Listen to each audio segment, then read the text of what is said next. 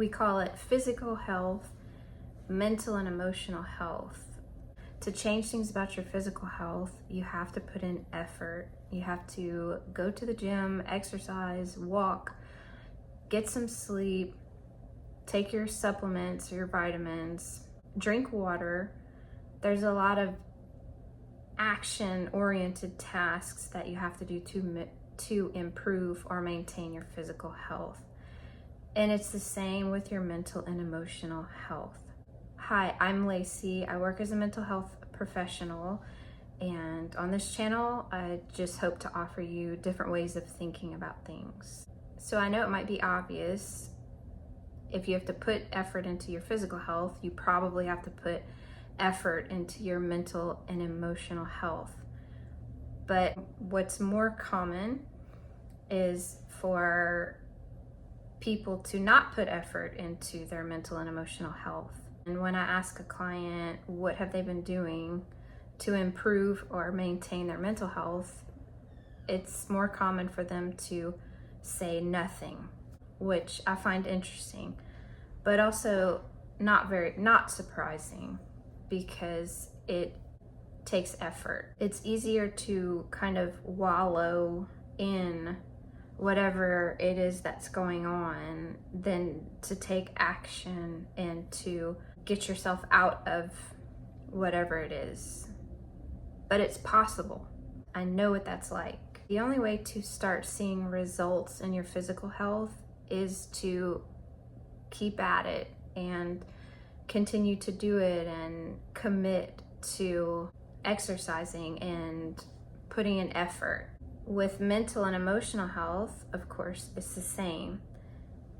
For you to begin to see results, you have to be willing to commit and to put some effort into it. Maybe not every day, but committing to, just like you would an exercise program, committing to a few days a week at least. I am someone who believes that counseling is a good thing, but most of the work has to be done by you. Because when you leave a counseling session, your counselor doesn't go with you. You have to get used to putting some of these things into play. What does this effort look like? What kinds of things can you do? And of course, there are some therapeutic modalities that have to be done with a therapist.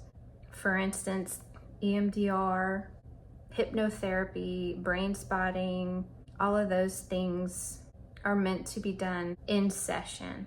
Some things you can do outside of the counseling session is just maybe acknowledging, am I doing anything? Could I be doing something to help myself? There's tons of things you can do. You can journal. I am big on being aware of what I'm telling myself and trying to help clients be aware of what they're telling themselves, and being able to challenge or reframe those thoughts and thinking patterns. You can meditate. Sometimes we are irritable and feel agitated and don't have much patience. Maybe in that moment you need to take a time out and just kind of remove yourself from the situation, even if it's for 10 or 20 minutes. Maybe you go for a walk, dancing, being in nature, talking to a friend, painting, drawing. The emotional freedom technique is a good one that you can use anytime you're feeling distress or discomfort. Investigating your feelings. I have a ton of tools that I use at any given moment. It's okay if you recognize that you're in a place where you're not doing anything at all. Just be able to acknowledge it, and then if you do have kind of a toolbox of things you can use, see if there's anything that would be helpful for you during that time. It's not about getting it perfect, it's just about doing something. And the more you get into the habit of acknowledging when you're not doing anything and being able to say, okay, what can I do to help myself? What can I do to help myself in this moment? And then to go ahead and do something. The more you do that, And the more you feel the results from that, the easier it will be for you to take action in the future. So for physical health, you know, maybe you're a weightlifter. I like to exercise, lift weights, and you don't go to the gym and pass up all the machines and walk around and then leave the gym. If you want to become physically healthy, you lift the weights, and maybe you move up to a bigger weight, and you have to be able to do the cardio, all of these things that maybe feel a little bit uncomfortable and are not necessarily things you want to do to become physically healthy. And with emotional and mental health, the things that we don't want to do are the things that are going to help you become mentally and emotionally stronger. Like discovering what you're telling yourself and trying to reframe it, or taking responsibility for the way you feel and investigating your thoughts and your feelings to discover what's really going on.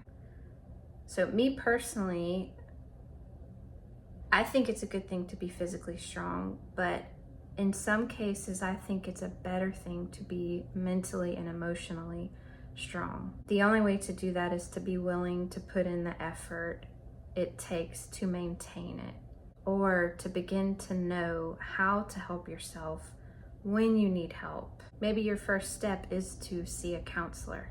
Whatever's going to get the ball rolling with taking action. So just remember that we call it physical health and mental and emotional health.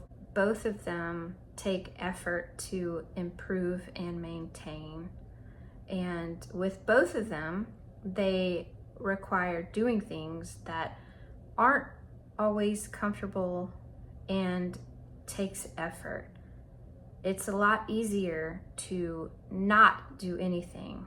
And a lot of us, that's what we end up doing, is nothing. But then we end up staying the same. Maybe ask yourself if you really do want to improve and make changes. Maybe decide what you want that to look like.